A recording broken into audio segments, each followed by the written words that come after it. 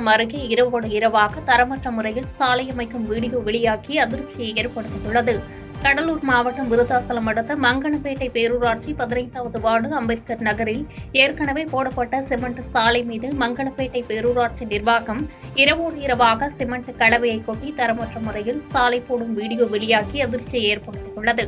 மேலும் சம்பந்தப்பட்ட மங்கலம்பேட்டை பேரூராட்சியில் புதிதாக போடப்பட்டுள்ள சாலையின் தரம் குறித்து அதிகாரிகள் ஆய்வு செய்து சம்பந்தப்பட்ட ஒப்பந்ததாரர் மீது உரிய நடவடிக்கை எடுக்க வேண்டும் என அப்பகுதி பொதுமக்கள் கோரிக்கை வைத்துள்ளனர்.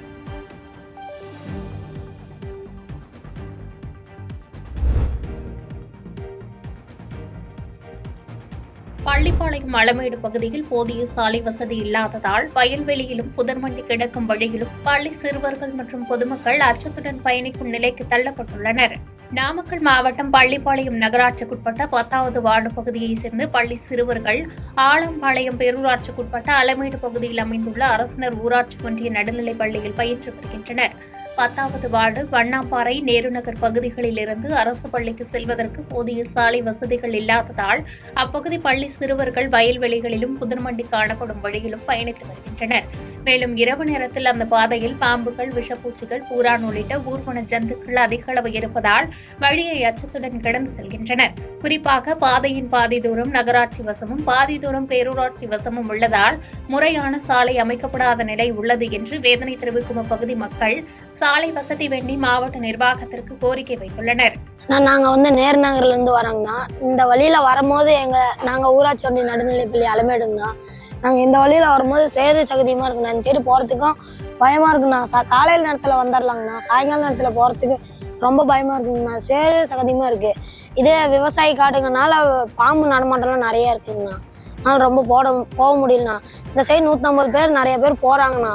ஏதோ ஒன்று என்னாச்சுன்னா இப்போ யாராலையும் பார்க்க முடியாதுங்கண்ணா. கொஞ்சம் ரோடு வசதி மட்டும் போட்டு கொடுத்தாங்கன்னா நல்லா இருக்குங்கண்ணா.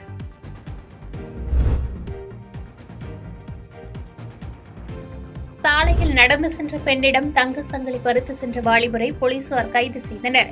நீலகிரி மாவட்டம் ஊட்டி மிஷனரி ஹில் பகுதியைச் சார்ந்த சாந்தா என்பவர் கடந்த 10ஆம் தேதி சேரிங் கிராஸ் பகுதியில் உள்ள சர்ச்சுக்கு சென்றுவிட்டு வீடு திரும்பியுள்ளார். ஆர்டிஓ அலுவலக சாலையில் நடந்து சென்று கொண்டிருந்த போது மர்ம நபர் அவரது தங்க சங்கிலியை பறித்து அங்கிருந்து தப்பி ஓடியுள்ளார். இதுகுறித்து சாந்தா பீவோட் போலீஸ் ஸ்டேஷனில் புகார் அளித்ததன் பேரில் இன்ஸ்பெக்டர் முரளிதரன் தலைமையில் போலீசார் தங்க சங்கிலி பறிப்பில் ஈடுபட்ட மர்ம நபரை தேடி வந்தனர்.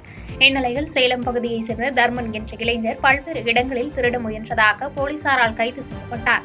தொடர்ந்து போலீசார் அவரிடம் மேற்கொண்ட விசாரணையில் சாந்தாவிடமிருந்து 4 சவரன் தங்க சங்கிலியை பறித்ததை தர்மன் ஒப்புக்கொண்டார். அவரிடமிருந்த தங்க சங்கிலியை போலீசார் மீட்ட நிலையில் தர்மனை கைது செய்த போலீசார் சிறையில் அடைத்து மேலும் விசாரணை நடத்தி வருகின்றனர்.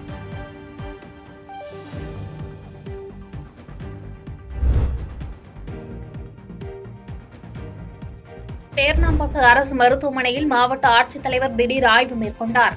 வேலூர் மாவட்டம் பேரணாம்பட்டு பகுதியில் வெறிநாய் கடித்து 8 பேர் சிகிச்சை பெற்று வந்தனர். இதனிடையே பேரணாம்பட்டு அரசு மருத்துவமனைக்கு வருகை தந்த மாவட்ட ஆட்சித்தலைவர் சுப்புலட்சுமி அரசு மருத்துவமனையில் சிகிச்சை பெற்று வரும் நோயாளிகளிடம் மருத்துவமனையில் அளிக்கப்படும் சிகிச்சைகள் குறித்தும் மற்றும் மருத்துவமனையில் பணிபுரியும் மருத்துவர்கள் மருந்தகத்தில் உள்ள மருந்துகளின் இருப்பு, அரசு மருத்துவமனை மருந்து இருப்பு அறையை பார்வையிட்டு ஆய்வு மேற்கொண்டார். பின்னர் எருக்கப்பட்டு சாலையில் உள்ள குப்பையில் இருந்து இயற்கை உரம் தயாரிக்கும் மையம், அண்ணா நகர் பகுதியில் கலைஞர் நகர்ப்புற மேம்பாட்டு திட்டத்தின் கீழ் நடைபெற்று வரும் சாலை அமைக்கும் பணிகள் உள்ளிட்ட பல்வேறு பணிகளை நேரில் ஆய்வு மேற்கொண்டார்.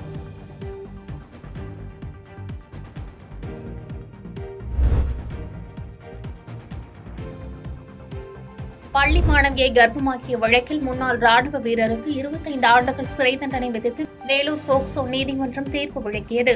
வேலூர் மாவட்டம் குடியாத்தம் அடுத்த இந்திரா நகர் பகுதியைச் சேர்ந்த கூலி தொழிலாளி விஜேந்திரன் கலையரசி என்பவருடைய 17 வயது மகளை கர்ப்பமாக்கிய வழக்கில் கடந்த 2022ஆம் ஆண்டு போக்சோ வழக்கில் கைது செய்யப்பட்ட அதே பகுதியைச் சேர்ந்த முன்னாள் ராணுவ வீரர் சேகர் என்பவரின் வழக்கு வேலூர் போக்சோ நீதிமன்றத்தில் விசாரணைக்கு வந்தது.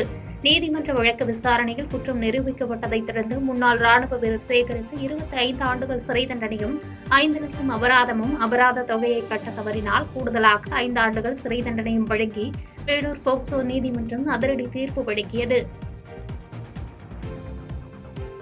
பாதகம் செய்பவரை கண்டால் நாம் பயங்கொள்ளலாகாது பாப்பா.